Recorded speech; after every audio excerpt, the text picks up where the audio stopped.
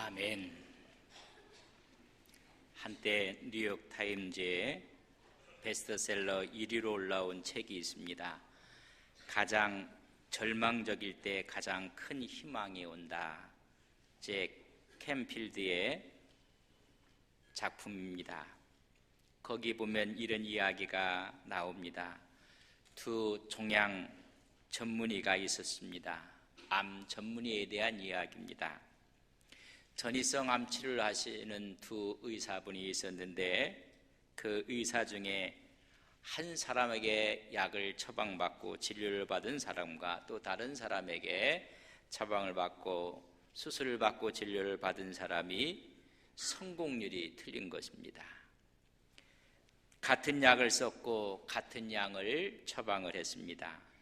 약을 먹는 모든 스케줄과 또한 용도도 같았습니다. 한 의사의 성공률은 22%였고 또 다른 의사는 74%의 성공률을 거두게 되었습니다. 22%의 의사 밥이 도저히 이해할 수가 없었습니다.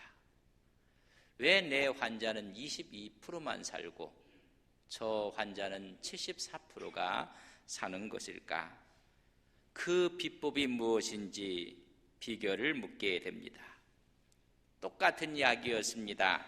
에프포시드라는 약과 플래티늄 온코빈 하이드로시울이라는 약을 전부 다 처방을 같이 했습니다.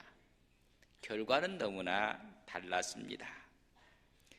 22%의 성공률을 갖고 있는 밥이라는 의사는 그 약의 첫 자를 전부 다 따서 에포였습니다. 이자, 피자, 오자, H자였습니다. 에포를 처방으로 해준 것입니다. 약 열심히 드십시오. 열심히 드셔야 됩니다. 에포라고 했습니다. 22%의 성공률을 가진 의사의 말이었습니다. 그러나 74%의 성공률을 가진 의사는 이것을 거꾸로 이야기를 했습니다. 먼저 HOPE였습니다. 여기 당신의 호프가 있습니다. 희망입니다. 이 약을 열심히 먹었으면 그러면 당신도 희망이 있습니다. 라고 했습니다. 여러분, 똑같은 약이었는데 한 사람은 희망이 없이 에포라고 처방을 하고 희망을 이야기하지 않았습니다. 10명 중 7명이 죽습니다. 다른 한 의사는 희망을 주면서 약을 처방을 하는 것입니다. 똑같은 약이지만 이것은 희망입니다. 10명 중 7명이 살아났습니다. 희망이 얼마나 중요한지, 우리의 마음에 희망을 갖는다는 것이 얼마나 중요한지를 말해주고 있습니다. 할 수 있거든이 무슨 말이냐? 믿는 자에게 능치 못할 일이 없느니라. 이런 어떤 마음을 갖고 약을 먹느냐에 따라서 결과는 틀려졌다는 것입니다. 아리스토텔은 희망에 대해서 이렇게 이야기했습니다. 깨어있는 자의 꿈이 희망이라고 했습니다. 살아있는 자의 꿈이 희망인 것입니다. 성경의 희망은 하나님을 바라는 것입니다. 하나님께 마음을 돌리는 것이 희망입니다. 이스라엘 백성들이 430년 동안 애굽에서 종살이 하다가 모세의 인도로 그들이 출애굽을 하게 됩니다. 드디어 앞에 홍해를 놓고 있었을 때 뒤에는 바로의 군사들이 추격을 하고 옵니다. 거기 있는 수많은 사람들이 원망을 합니다. 애굽에 매장지가 없어서 이 광야에 우리를 묻으려고 하느냐. 차라리 애굽이 낫다고 이야기를 합니다. 그때 모세는 두려워하지 말라. 가만히 있어서 여호와께서 오늘 행하시는 구원을 보라고 합니다. 하나님을 바라보는 것입니다.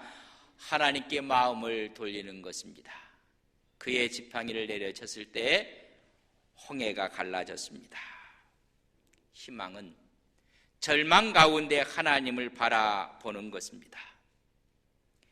열왕기 하 20장, 역대하 32장, 이사야 38장에 보면 히스기야 왕의 이야기가 나옵니다.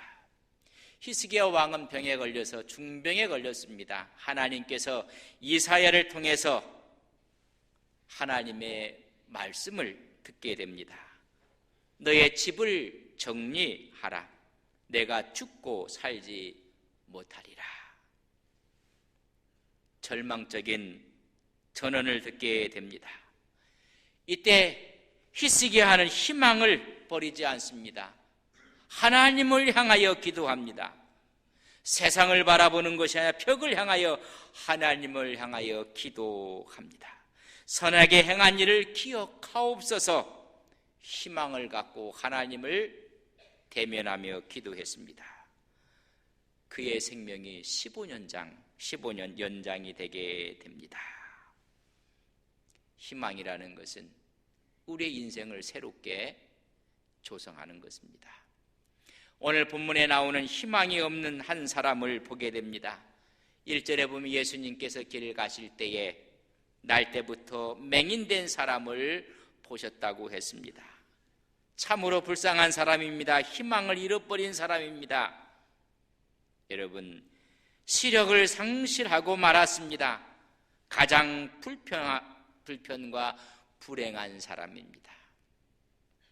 우리 주님께서 여러 병자들을 치유하셨는데 그 치유한 사건을 보면 귀 먹고 벙어리 데를 치유한 게 한 번 나옵니다. 중풍병자 여러분 치유한 사건도 한 번 나옵니다. 열병 앓은 자를 고친 것도 한 번 나옵니다. 그러나 나병에 걸렸던 사람을 치료한 것은 2번 나옵니다. 이미 절망하고 끝이라고 생각했던 죽음에서 다시 살아남을 받은 사건은 3번 나옵니다. 그러나 앞을 보지 못했던 맹인이 고침받았던 것은 5번 기록이 나오고 있습니다. 고난 중 가장 큰 것을 아마 앞을 보지 못하는 시각장애인인 것을 말해주고 있습니다. 영적으로 어두운 가운데 있는 것이 가장 큰 고난이고 고통이라는 것입니다. 8절에 보면 이 앞을 보지 못하는 사람은 또한 거린이라고 했습니다. 앉아서 구걸하는 사람입니다. 이런 사람을 제자들의 눈으로 보고 있습니다. 오늘 2절에 보면 이렇게 기록하고 있습니다. 2절 말씀을 함께 봅니다. 제자들이 물어 이르되 납비여 이 사람이 맹인으로 난 것이 누구의 죄로 인함이니까 자기니까 그의 부모이니까 이 불쌍한 사람을 바라보고 누구의 죄 때문에 저렇게 앞을 보지 못하느냐고 묻습니다. 긍휼도 없습니다. 자비한 마음도 없습니다. 누구의 죄 때문에 저런 고통을 받고 있느냐고 묻고 있는 것입니다. 누구의 탓입니까? 흥미거리일 뿐입니다. 아무런 동정심이 없는 제자들의 모습입니다. 선생님, 누구의 죄 때문입니까? 본인입니까? 부모입니까? 라고 묻습니다. 이런 제자들의 모습 속에 우리는 그 당시에 갖고 있었던 사람들의 생각을 우리는 엿볼 수가 있습니다. 어느 부부가 자기 자가용을 타고 먼 길을 떠나고 있었습니다. 그런데 기름이 다 떨어져 가서 주유소에 들렸습니다.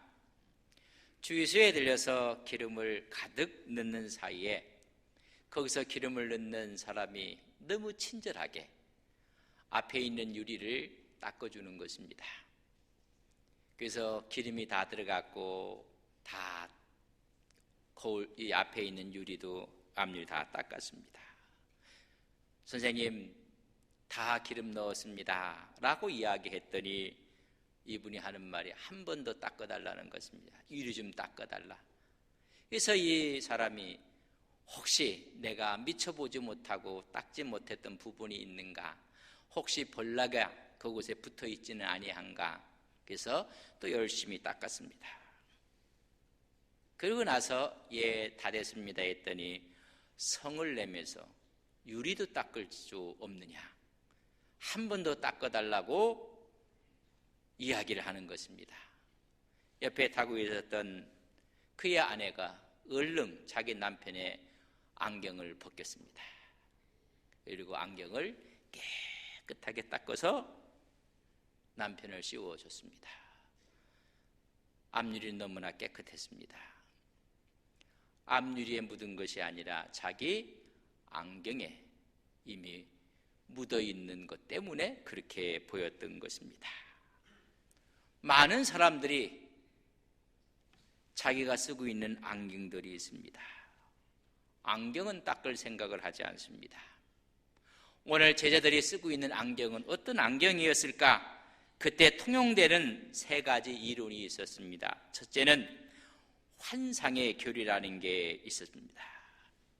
바벨로니아 지역, 페르시아 지역, 또한 그 당시의 영지주의자들, 심지어 에스네파까지 환생의 교리를 믿고 있었습니다. 다시 말하면 천학적인 사고의 안경을 갖고 있는 사람들입니다. 영혼은 되풀이 된다는 것입니다. 인과 응보의 법칙에 의해서 결정된다는 이야기입니다. 이전 세상에서 큰 죄를 진 사람은 다음 세상에 가서 특별한 형벌을 받는다는 것입니다. 지금 내가 편안히 살고 부유하게 사는 것은 이전 생에 대해서 보답을 받는 것이다. 여러분, 이게 불교적인 마인드입니다. 어느 분들이 그런 농어를 해요. 저 사람이 저렇게 잘 되고 멋있고 저렇게 사는 것은 보는가는 전생에 나라를 구했나, 뭐 이런 농어를 하기도 합니다. 이런 생각을 하고 있는 것입니다.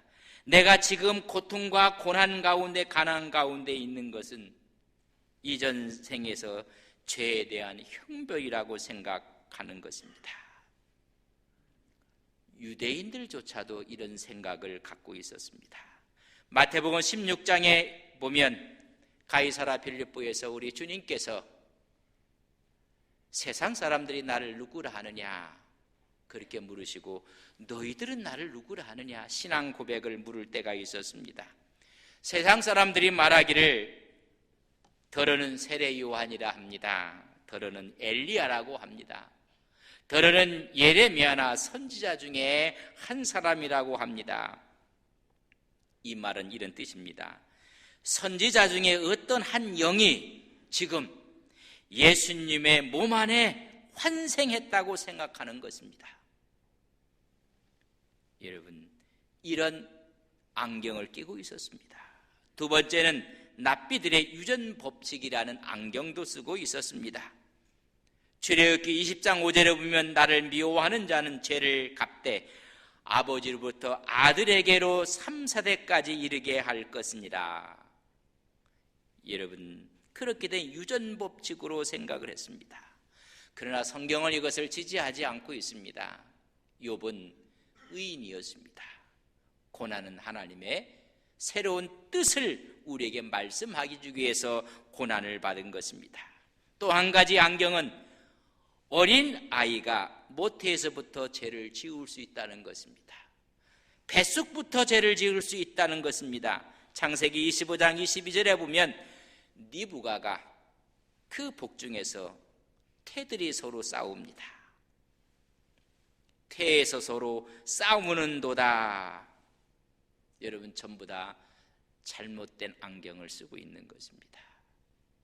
이런 안경은 닦아야 합니다. 이웃의 아픔과 질병과 사고와 고난에 대해서 우리 주님은 오늘 이 본문 말씀으로 엄숙한 경고를 하고 있는 것입니다. 고난의 문제를 이론화하고 고난의 문제를 철학화하는 태도는 잘못된 것인 것을 말씀해 주고 있습니다. 오히려 이런 태도가 전도의 문을 막는 것입니다. 우리가 잘못 쓰고 있는 안경 때문에 그렇습니다.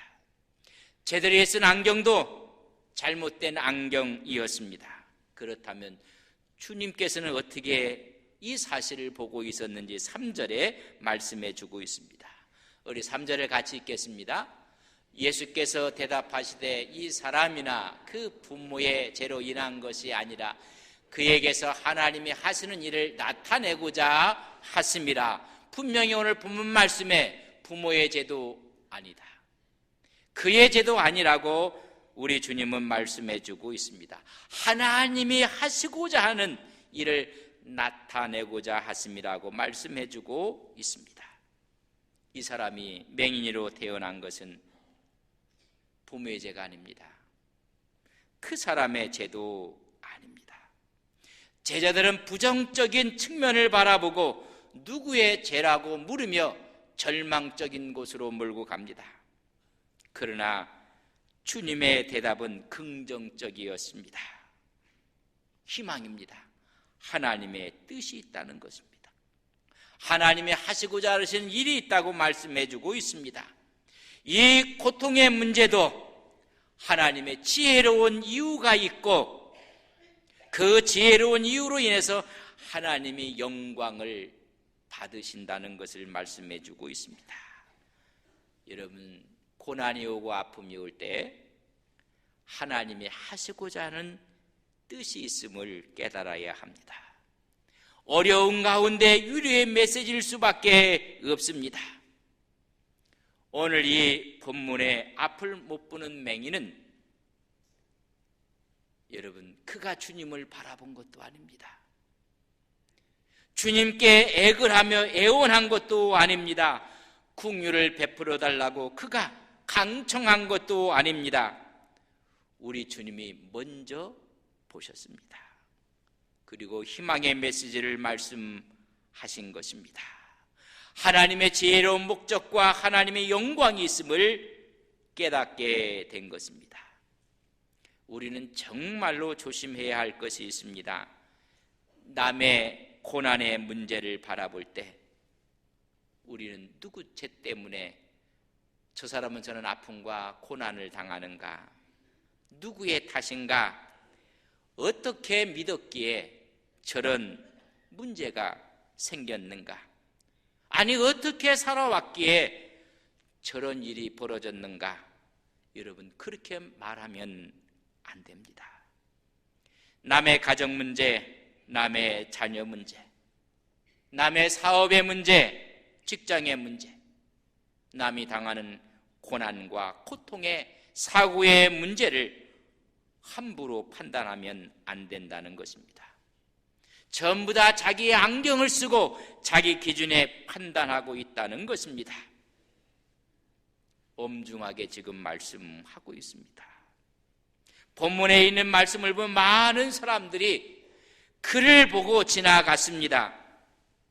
그는 거린이었고 그는 성인이었다고 합니다. 나이가 30에 가까운 나이입니다. 어느 누구도 관심을 주지 아니했습니다. 그러나 예수님이 그를 보십니다. 하나님이 하시는 일을 찾고자 하신 것입니다. 하나님께서 보실 때, 우리 주님께서 보실 때 놀라운 은혜가 나타나는 것을 우리는 믿습니다. 예수님이 지금 관심을 갖고 있는 것입니다. 거기에 하나님의 영광이, 하나님의 뜻이 있음을 깨닫게 됩니다. 우리는 오늘도 우리 주님께서 한 사람 한 사람을 보고 계십니다. 사랑의 눈과 관심의 눈을 갖고 보시는 것입니다. 거기에 하나님이 하시고자 하시는 일을 찾고자 하는 것입니다. 그렇기 때문에 하나님을 만나고 예수님을 만나면 운명이 바꾸어지는 것입니다. 왜냐하면 우리 주님은 구원의 빛이요 생명의 빛이기 때문에 그렇습니다. 주님을 만난 사람들마다 하나님이 하시고자 하시는 하나님의 뜻이 있습니다. 1950년 6월 25일은 저 북한이 남한을 침략한 6.25의 날입니다. 전쟁이 일어난 지 10일쯤 되어질 때 한 아이들의 그룹들이 나가서 놀고 있었습니다. 놀다가 배가 고프고 저녁 때가 돼서 엄마 아빠가 있는 집으로 모두가 뛰어갔습니다. 이게 웬일입니까? 집에 와보니 집이 없어졌습니다. 폭격을 맞은 것입니다.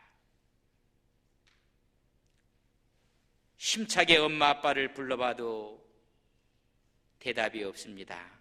그 폭격 중에 돌아가신 것 같았습니다. 놀고 왔던 아이들이 전부 다가 깜짝 놀라게 됐고 거지가 되고 말았습니다. 이곳저곳을 전전하며 얻어먹습니다. 이런 아이들이 그해 8월쯤 되었을 때 어느 날 우리 가서 그냥 참외도 수박도 좀 서리하면서 실컷 먹어봤으면 좋겠다. 그래서 뚝섬으로 서울 갔습니다. 정신없이 참외를 따먹고 과일을 먹고 있는데 7명의 아이들이 한쪽에서 모여서 먹고 있으면서 뭔가를 만지작거리기 시작했습니다. 조금 떨어진 곳에서 한 친구가 있었고 나머지 7은 호기심에 뭔가를 만지고 있는 순간 꽝 하고 터졌습니다. 폭탄이었습니다. 7명의 아이들은 다 죽었습니다. 그 파편으로 인해서 떨어져 있던 한 사람은 2 눈을 다 잃고 말았습니다. 그의 나이 10살 김선태 목사님의 이야기입니다. 앞을 보지 못하게 됐던 그는 부모를 잃고 애걸복걸하며 이곳저곳에서 얻어먹고 삽니다. 논두렁의 물을 마시기도 하고 허기진 배를 움켜쥐기도 합니다. 그를 돌봤던 사람들이 그의 1950년 12월 22일 피난길에 오르려고 작정을 했던 그날이었습니다. 떠나기 전날 밤 끔찍한 이야기를 듣게 됩니다. 우연히 들었는데 이런 이야기를 듣게 됩니다. 선태, 저 녀석 집에 두고 갈 수도 없고 데리고 갈 수도 없으니 내일 아침에 평상시보다 밥을 2배 주면서 그 속에 양잿물을 밥속에 넣어 우리 먹여 죽입시다. 그리고 죽으면 산에 파묻고 떠납시다. 깜짝 놀랄 이야기를 듣게 되었습니다. 그날 밤 잠이 오지 않습니다. 한밤중에 혼자 도망가 피난길을 가게 됩니다. 수많이 죽고 싶었습니다. 겨울에는 동상으로, 여름에는 먹을 것이 없어 먹다가 식중독으로, 잘못돼 지나가다가 옷나무에 스쳐 옷독에 올라서 희망이 없는 사실을 깨닫고 내가 바다에 빠져 죽어야 되겠다. 그러나 그가 불교의 가정에서 태어났지만 교회를 다녔는 그였는데 이제 죽겠다고 생각을 했을 때 하나님의 음성이 내 성 속에 들려왔습니다. 선태야, 염려하지 마라. 내가 세상을 이겼느니라. 너는 내 사랑하는 아들이다. 내가 너를 도울 것이라. 그때부터 용기를 갖고 살게 되었습니다. 그래서 그는 땅을 잃고 하늘을 찾은 사람, 실로안과병원 병원장인 김선태 목사님의 이야기입니다. 고난에는 하나님의 또 다른 뜻이 있습니다. 닉 부이지치가 있습니다. 희망의 전도사였습니다. 그는 태어날 때 자체가 왼쪽 짧은 다리 하나와 그 외에는 다 없는 사람으로 태어났습니다. 해포지증으로 두 팔이 없습니다. 한 다리는 없고 한 다리는 짧습니다. 그도 자살을 시도합니다. 그때 닉의 어머니가 이렇게 이야기합니다. 너는 신체의 일부가 없을 뿐이지 너는 정상이야. 닉은 목사의 아들이었습니다. 이 말 앞에 그는 새롭게 주님을 만나 지금 전 세계를 돌아다니는 희망 전도사가 되었습니다. 우리나라에 몇 번은 네나 마리아가 있습니다. 천상의 목소리였습니다. 수많은 고난과 고통 가운데서도 하나님의 하시고자 하는 일을 찾았던 사람들입니다. 헬런 켈러가 그런 사람이었습니다. 오늘 주님께서는 그 앞을 못 보는 사람을 보고 나서 이것은 하나님이 하시고자 하시는 하나님의 뜻이 있다고 이야기했습니다. 우리 주님께서는 이 맹인에게 말씀합니다. 7절에 있는 말씀입니다. 우리 함께 보겠습니다. 이르시되 실로암 못에 가서 씻으라 하시니 실로암은 번역하면 보냄을 받았다는 뜻이라. 이에 가서 씻고 밝은 눈으로 왔더라. 밝은 눈으로 돌아오게 되었습니다. 하나님께서 주의 말씀이 있을 때 순종했더니 기적이 일어났습니다. 실로암 못에 가서 씻으라. 씻고 밝은 눈으로 왔다고 했습니다. 침을 뱉어 진흙을 이겨서 그의 눈에 바르고 씻으라 했을 때 순종했습니다. 죽은 나사로가 말씀 앞에 살아났듯이 소경 바디메오가 눈을 떴던 것처럼 순종함으로 기적의 역사를 체험하게 되었습니다. 우리 주님은 세상의 빛이라고 했습니다. 그가 순종했을 때 어떻게 하나님의 영광을 위해서 하나님께서 눈을 뜨게 했는지를 우리는 다음 주에 하나님 말씀으로 묵상하게 될 것입니다. 고난에는 하나님의 답이 있다는 사실을 아셔야 됩니다. 와사다 대학을 다니는 중에 눈이 침침해져서 안과에 갔습니다. 실명한다는 것입니다. 다른 병원도 갔습니다. 똑같은 이야기가 의사로부터 들려옵니다. 실명한다는 것입니다. 그의 나이 20살이요. 머리가 천재였던 한 대학생이었습니다. 드디어 그의 두 눈이 앞을 볼 수 없게 됩니다. 절망이 찾아왔습니다. 스스로 생을 끊으려고 자살을 시도를 합니다. 그때마다 사람들에게 발견이 되고 자살은 실패로 돌아갑니다. 그의 어머니가 가슴이 너무 아픕니다. 어머니가 사랑하는 아들을 앞에 놓고 이야기합니다. 내 자신을 위해서는 목숨을 끊으려고 하고 죽으려고 하는데 네 생을 위해서는 그렇게 한다만 이제 이 어머니 말을 좀 듣고 이제부터는 나를 위해서는 살아줄 수 없겠니? 네 자신은 네가 스스로 목숨을 끊으려고 하지만 이제 이 생의 삶은 나를 위해서는 살아줄 수 없겠니? 이 청년이 그래 이제부터는 어머니를 위해 살아드리자. 그러면서 그는 맹인들이 할 수 있는 공부를 하고 그래서 또 뛰어난 머리 때문에 모든 것에 앞서가기 시작했습니다. 어느 분이 성경을 갖다 줍니다. 그 성경을 읽습니다. 신약을 갖다 주었습니다. 마태복음을 읽는데 읽다 보니까는 무슨 낳는 이야기밖에 없습니다. 누가 누구를 낳고 누가 누구를 낳고. 그래서 성경을 집어던집니다. 수많은 시간, 무료한 시간 또 성경을 또 갖고 와서 또 읽습니다. 낳고 또 집어던집니다. 그러나 또 가서 들고 또 읽습니다. 이렇게 읽다가 마태복음이, 마가복음이, 누가복음이 읽혀졌습니다. 드디어 요한복음을 읽게 됩니다.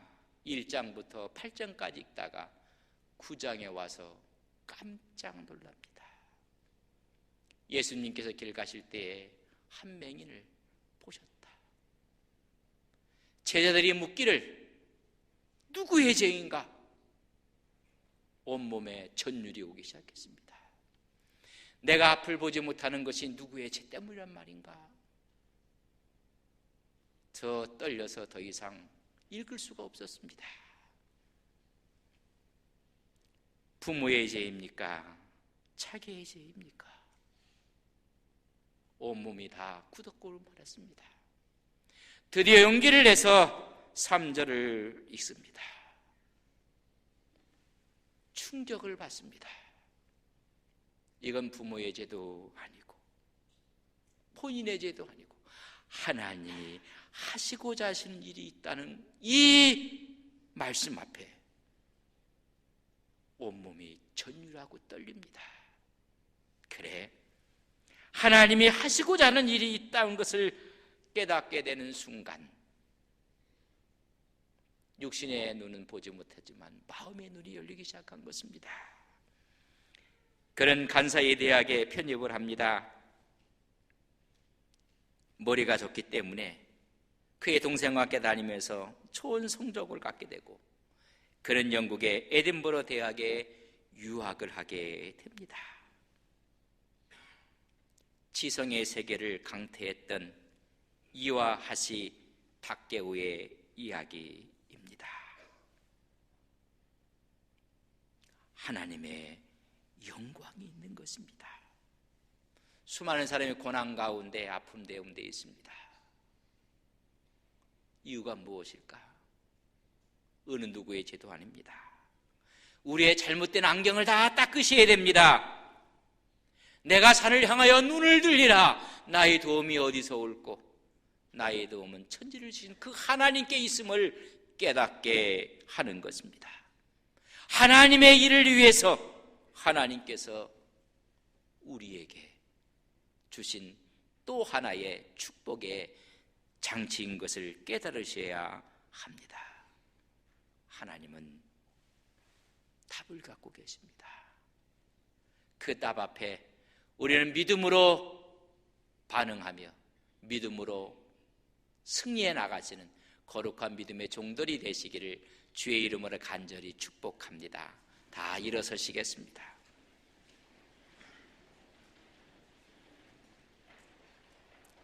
빛은 어둠에서부터 옵니다.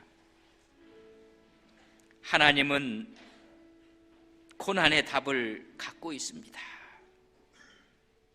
수많은 사람들의 어려움 가운데 스스로 포기하고 주저앉습니다. 누구의 죄 때문인가? 우리의 잘못된 마음의 안경들을 이 시간 성령으로 닦아내셔야 합니다. 하나님이 하시고자 하시는 하나님의 뜻이 있습니다.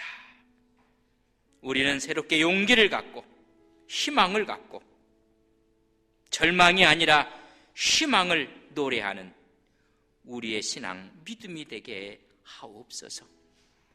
하나님이 지금 우리를 보고 계십니다. 하나님이 하시는 일을 나타내고자 하심입니다. 하나님의 영광을 위해 주의 손을 붙잡고 승리하며 나가는 우리의 믿음 신앙이 되게 하옵소서. 함께 기도하시겠습니다. 사랑하시는 아버지 하나님, 아버지 영광이 있습니다. 주의 은혜의 축복이 있습니다.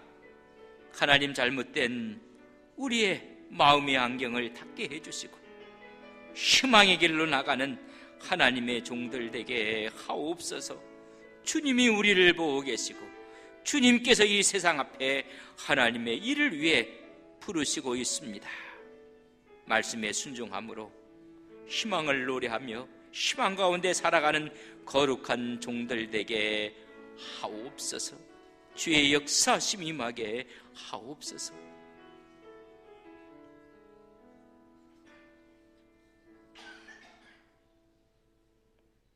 하나님, 고난에는 답이 있습니다.